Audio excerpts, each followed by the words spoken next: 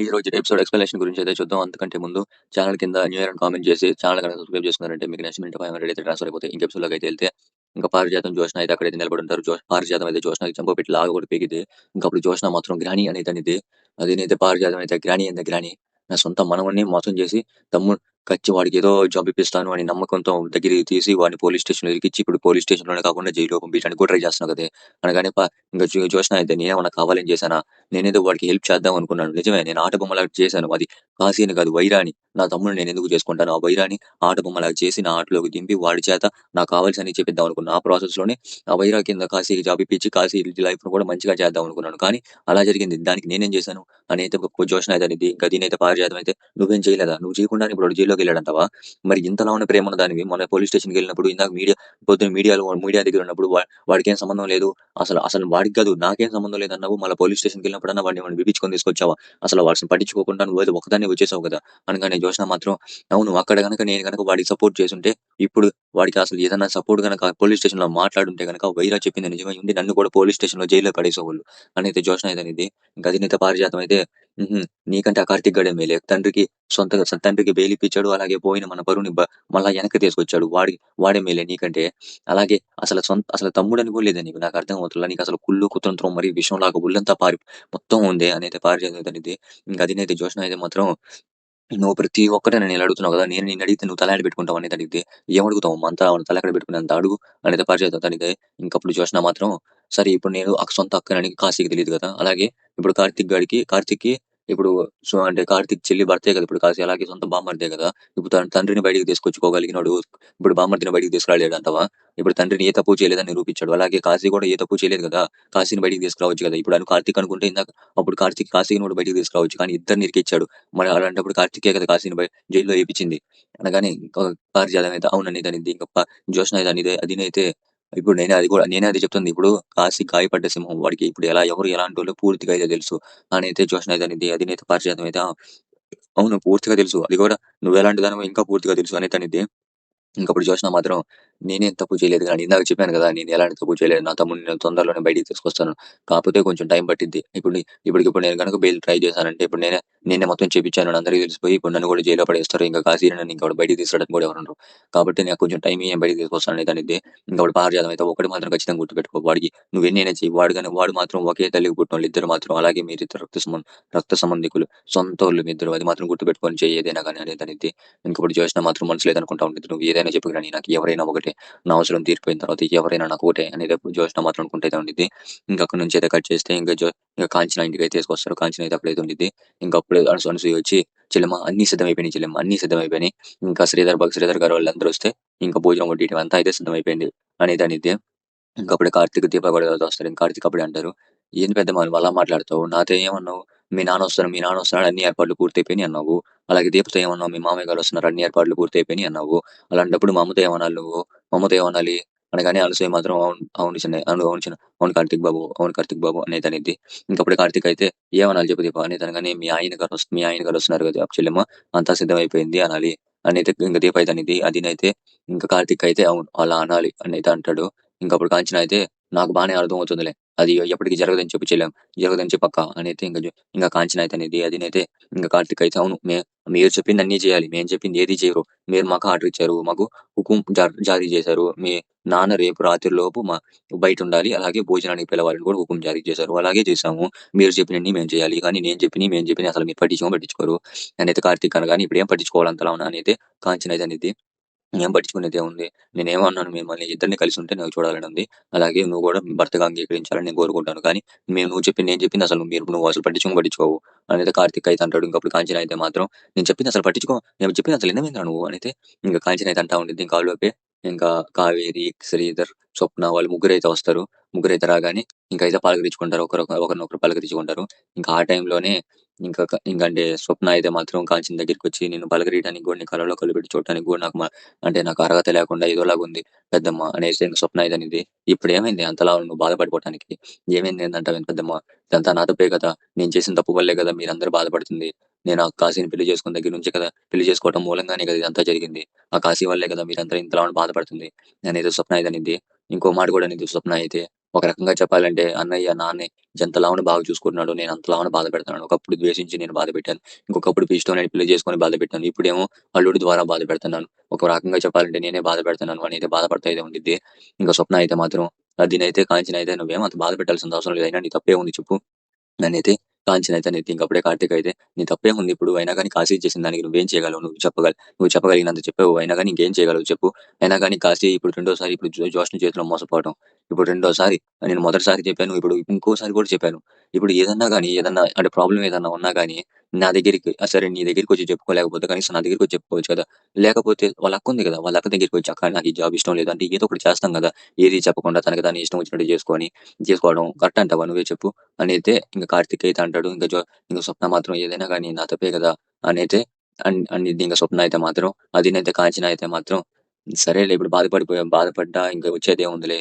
సరే భోజనం సిద్ధమైంది కదా! సరే భోజనం చేద్దాం పాండి అనైతే ఇంక అందరైతే భోజనం దగ్గరికైతే తీసుకెళ్తారు. భోజనం దగ్గరికైతే ఎళ్తారు అందరైతే మాత్రం. ఇంక అక్కడి నుంచి అయితే కట్ చేస్తే మాత్రం ఇంకా సుమిత్ర దశరథ్ దగ్గరికే తీసుకొస్తారు.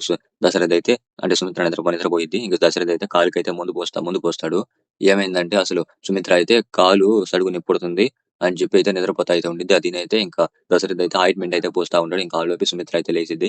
"ఏందండి మీరు ఇలా పోస్తున్నారు? నాకు చాలా ఇబ్బందిగా ఉందండి. ఇలా పొయ్యబాకండండి మీరు" అనైతే అనిద్ది. "మీరు ఎప్పుడో నాకు సేవలు చేసావని ఇప్పుడు నేను సేవలు చేయట్లేదు సుమిత్ర. ఇది నా బాధ్యత. నువ్వు నా భార్యవి. నేను నీకు సేవ చేయకవా?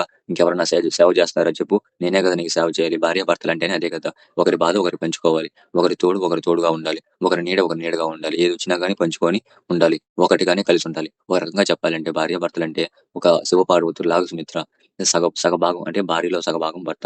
ఇంకొక రకంగా చెప్పాలంటే అంటే ఎన్ని బంధాలొచ్చినా గాని మధ్యలో పలకరించి ఎళ్ళిపోయాయి. కానీ భార్యాభర్తల బంధం ఎప్పటికి ఉండిపోయే బంధం సుమిత్ర. అది ఎప్పటికి కూడా అంటే తన అంటే భర్తయినా, భార్యయినా బతికున్నంత వరకు అదుండేది. 24 గంటలు భార్యతోనే ఉండాలి. అలాగే సంవత్సరం అంతా భార్యతోనే అంటే 365 రోజులు భార్యతోనే ఉండాలి.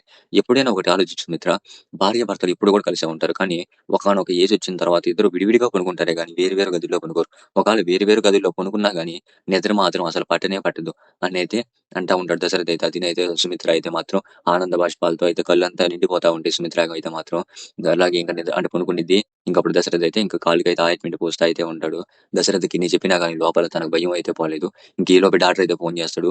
ఏంది డాక్టర్ ఫోన్ చేస్తున్నాడు రిపోర్ట్స్ ఏమన్నా వచ్చినాయా అని పక్కకెళ్ళి అయితే మాట్లాడతాడు. డాక్టర్ గారు రిపోర్ట్స్ వచ్చినాయి అనగానే, ఆ రిపోర్ట్స్ వచ్చినాయి దశరథ్ గారు. కాకపోతే నేను స్పెషలిస్ట్ ఒకరు వస్తారు. వాళ్ళకి చూపించి వాళ్ళే మిగతా అయితే చెప్తారు రిపోర్ట్స్ గురించి. ఇప్పుడు చెప్పొచ్చు కదా దశరథ్ అంటే డాక్టర్ గారు అంటే ఇప్పుడు చెప్పొచ్చు కదా ఫోన్‌లో అని కానీ ఫోన్‌లో చెప్పేది కాదు దశరథ్ గారు. మీరొస్తారు కదా! ఆ స్పెషలిస్టే మీకు అందరికి వివరంగా విడమర్చి మొత్తం చెప్తారు. రేపు హాస్పిటల్‌కి రండి అని డాక్టర్ అయితే చెప్తాడు. ఇంక ఫోన్ అయితే కట్ చేస్తాడు డాక్టర్ అయితే మాత్రం. ఇంకప్పుడు దశరథ్ అయితే అనుకుంటా ఉంటాడు. ఫోన్‌లో చెప్పేది సమస్య కాదంటే సుమిత్రకి ఏమన్నా ప్రమాదం అయి ఉండిద్దా? లేదు నేను అలా అనుకోకూడదు. సుమిత్రకి ఏం కాదు. నాకు నమ్మకం ఉంది అనేది దశరథ్ అయితే అనుకుంటూ అయితే ఉంటాడు. ఇంక అక్కడి నుంచి అయితే కట్ చేస్తే ఇంక జైలుకి పోలీస్ స్టేషన్‌కి అయితే తీసుకొస్తారు. ఇంక వైరా కింద పని చేసేవాడైతే వస్తాడు. వైరాన్ని కలవటానికొచ్చి ఎటకారంగా అయితే మాట్లాడుతా ఉంటాడు. నేను ఇంతకు ముందు చెప్పాను. నా మాట ఇన్నావా? నాకే సొంత ప్లాన్ ఉంది. నేను ఉంచాను. నేను వైరాని, నా బాస్‌ని అని నీరుకున్నావు. జోస్న చేతిలో బొమ్మయ్యావు. "రేయ్! ఏం మాట్లాడుతున్నావురా నువ్వు?" అనగానే ఇంక వాడైతే అదే కదా! జరిగిందే కదా! నేను చెప్పాను కదా! నిదానంగా చెప్పాను. బాస్ నాకు ఏదో కొంచెం డౌట్ కొడుతుంది సార్ బాస్ కొంచెం జాగ్రత్తగా ఉండండి అని చెప్తే ఇన్నావా? నాకంతా తెలుసు. నాకేం మొత్తం తెలుసు అన్నట్టు ఎళ్ళావు. ఇప్పుడు అనుభవించు. జైల్‌లో ఉండి అనుభవించు అనైతే వాడైతే అంటాడు. ఇంకప్పుడైతే ఇంక వైరా మాత్రం "రేయ్! ఎవరితో మాట్లాడుతున్నావు అర్థమవుతుందా? నేను నీ బాస్‌ని రా" అనేది అంటాడు. అవును బాసువేగా జైల్‌లో ఉన్నావు బాసు అనైతే అంటాడు. ఇప్పుడు నేను బయటికెళ్తాను. బయటికెళ్ళి ఒక చికెన్ బిర్యానీ లాగిచ్చి నీకొక ఇడ్లీ పట్టుకొస్తాను బాస్ అనేది బయటికైతే ఎళ్ళిపోతాడు ఎటకారంగా మాట్లాడైతే మాత్రం. ఇంకప్పుడే కాశీ అయితే దగ్గరికొచ్చి నే ఇదంతా నీ తప్పే. నీ చేతిలో నేను బొమ్మగా ఉండటం వల్ల ఇప్పుడు నేను అనుభవిస్తున్నాను. ఇదంతా నేనేదో తప్పు చేసినట్టు ఇప్పుడు నేను కూడా అనుభవించాల్సొస్తుంది నీ మూలంగా అనైతే కాశీ అయితే అంటాడు. ఓహో! ఇప్పుడు నా మీద నెట్టనంతా. నావు ఆ జోష్న ఏదో సాయం కావాలి నా దగ్గరికొచ్చి నన్నే ఇరికిచ్చేసింది. నేను మొత్తం ఇప్పుడు నా తప్పే అన్నట్టే మాట్లాడుతున్నారు మీరు గూడా. నువ్వు గూడా మాట్లాడుతున్నావు. జోష్న అట్టనే మాట్లాడుతుంది. అంటే ఇప్పుడు నన్ను ఇరికిచ్చేసారు మధ్యలో. అనేది ఒక రకంగా చెప్పాలంటే ఇంకొక మాట మాట్లాడుతున్నాను. అంటే ఇప్పుడంతా నువ్వేదో తెలియక చేస్తున్నట్టు మాట్లాడుతున్నావు. ఒకవేళ అదే మీ మామయ్య గారు జైల్‌లో ఉండి, నువ్వనుకున్నట్టు మొత్తం జరిగుంటే, నేను ఒక మంచి నిర్ణయం తీసుకున్నాను. ఈ నిర్ణయం తీసుకోకపోతే నా జీవితం ఎట్టపడితే అట్ట ఉండేదని బాధపడేవాడివి కదా! నేనైతే వైరా అయితే అంటాడు. ఇంక అదినైతే కాశీ అయితే మాత్రం గమ్మునైతే ఉంటాడు. ఎందుకంటే కాశీకి కూడా అది నిజమని తెలుసు. ఇంకప్పుడు వైరా అంటాడు. నన్ను జైల్‌లో పెట్టడానికి కారణమైన వాళ్ళకి ఖచ్చితంగా బుద్ధి చెప్తాను. వాళ్ళు కూడా ఇదే పరిస్థితిలో ఉండడానికి కారణమవుతాను. నేను నీలాగా బాధపడ్డా ఇంకొక అవకాశం ఎప్పుడొచ్చిద్దా అనైతే ఎదురు చూస్తా ఉంటారనైతే వైరా అయితే కోపంగా అయితే చెప్తాడు. అప్పుడు కాశీ అయితే మాత్రం "నువ్వు మా బావ జోలికి వెళ్ళావంటే మాత్రం నువ్వు మళ్ళా బాధపడాల్సిన చావుగా మళ్ళా బాధపడతావు" అని అయితే కాశీ అయితే అంటాడు. ఇంకప్పుడు వైరా మాత్రం ఇదే మాట మళ్ళా నీ బావతో నువ్వే ఇదే మాట అనేటట్టు నేను చేస్తాను అని అయితే వైరా అయితే అంటాడు. ఇంకా అక్కడి నుంచి అయితే కట్ చేస్తే మాత్రం ఇంకా మళ్ళా ఈళ్ళ దగ్గరికైతే తీసుకొస్తారు. వీళ్ళందరూ అయితే భోజనం చేస్తా అయితే ఉంటారు. భోజనం చేస్తా ఉంటారు. కానీ శ్రీధరు, కాంచన మాత్రం ఒకరినొకరు చూపుల దగ్గర ఆగిపోయినట్టు మాత్రం ఇంకా ఒకరినొకరిని చూసుకుంటూ అయితే ఉంటారు. అదైతే దీప అయితే చూసిద్ది. దీప చూసి కార్తీక్‌నైతే తట్టి వాళ్ళిద్దరినైతే చూపించిద్ది. అప్పుడు కార్తీక్ అయితే చెప్తాడు. వీళ్ళిద్దరు మాత్రం చూపుల దగ్గర ఆగిపోయారు మరదలా. ఎంత ట్రై చేసినా గాని కలవట్ల. ఏం చేయాలో అర్థం కావట్లేదు. సరేలే అసలు ఎక్కడి దాకన్నా వస్తారని మనం అనుకున్నామా? అసలు అసలు మాస్టారు ఇంట్లోకొస్తారని కూడా మనం అనుకోలే. కానీ ఇప్పుడు ఫ్యామిలీ ద్వారా వచ్చి భోజనం చేసి అంతదాకొచ్చింది కదా! కాకపోతే కొంచెం టైం పట్టింది మరదలా అంతే. కానీ ఖచ్చితంగా కలుస్తారు. ఆ నమ్మకం నాకుంది మరదలా అనైతే కార్తీక్ అయితే అంటాడు. ఇంకా స్వప్న మాత్రం డల్‌గా అయితే ఉండి ఇంకా అంటే కాశీ గురించి చెప్పింది కదా! అదే గుర్తు తెచ్చుకొని బాధపడతా అయితే ఉండిద్ది. అప్పుడు కాంచన అయితే మాత్రం కాశీ ఏది అంటే ఏం చెప్పాలో కూడా అర్థం కాక ఇంకా కాంచన కూడా గమ్మునైతే ఉండిపోయిద్ది. ఇంకా లోపలైతే ఉంచుకొని అంటే కాంచనకు కూడా లోపల బాధున్నా గాని ఏం చేయాలో అర్థం కాక గమ్మునైతే ఉండిపోయిద్ది. సందర్భం కోసం ఏ మాటైతే వచ్చిద్దో మాట్లాడదాం అన్నట్టయితే ఉండిద్ది. ఇంకా ఆ సందర్భం కోసమే మాట్లాడినట్టు కార్తీక్ అయితే ఒక మాటైతే మాట్లాడతాడు. మనందరం ఇలానే కలిసుండాలి అనైతే మాట్లాడుతా ఉంటాడు. ఇంకా ఆలోపే ఇంకా శ్రీధర్ కూడా ఆ మాటే అంటాడు. మనిద్దరం ఇలానే కలిసుండాలి అని అయితే మాటైతే అంటాడు. ఇంకా సందర్భం దొరికింది కదా! కాంచన అయితే ఇంక మాట్లాడటం అయితే మొదలుపెట్టిద్ది. సందర్భం అంటే ఇప్పుడు అందరూ కలిసున్నారని మీరంటున్నారు. అంటే మీ కొడుకు, కోడలు కలిసుంటే సరిపోయిద్దా? కూతురు, అల్లుడు కలిసుండాలి కదా! ఇప్పుడు అల్లుడు లేదు కదా మీ దగ్గర. అల్లుడు కూడా కలిసుంటేనే కదా పూర్తిగా కుటుంబం అంటారు. అనైతే ఇంక కాంచన అయితే అనిద్ది. ఇంకప్పుడు స్వప్న అయితే మాత్రం అది జరగదు పెద్దమ్మ. అది జరిగే విషయమే కాదు. ఇంకా అది జరగదు. దాని గురించి మర్చిపోండి అనేసి అనగానే ఇంక కాంచన అయితే అంటే ఇప్పుడు ఏదో ఒక తప్పు చేశాడని మిమ్మల్ని అంటే దూరంగా పెట్టేస్తావా? దూరంగా పెట్టేసి ఇప్పుడు నీ భర్తే కాదంటావా?